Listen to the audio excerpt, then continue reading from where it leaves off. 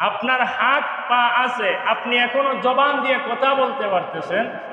এমনও মানুষ আছে জবান দিয়ে কথা বলতে পারে না, হাত নেই, তাদের পা নেই, সে চোখ দিয়ে দেখতে পারে না, চোখ অন্ধ হয়ে গিয়েছে।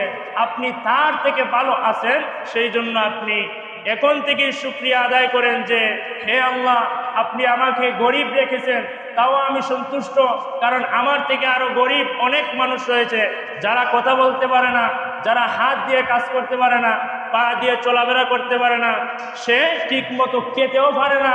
অন্যরা যদি তাকে সাহায্য করে তাহলে সে খেতে পারে, অন্যরা যদি সাহায্য করে তাহলে সে খেতে পারে। এমনও মানুষ আমরা দেখেছি, কেউ যদি তাকে সাহায্য না করে তাহলে সে চলতে পারে না। তাদের থেকে আমরা কি আছি? ভালো আছি। সেই জন্য আমরা সব সময় আল্লাহর শুকরিয়া আদায় করব, আলহামদুলিল্লাহ বলবো।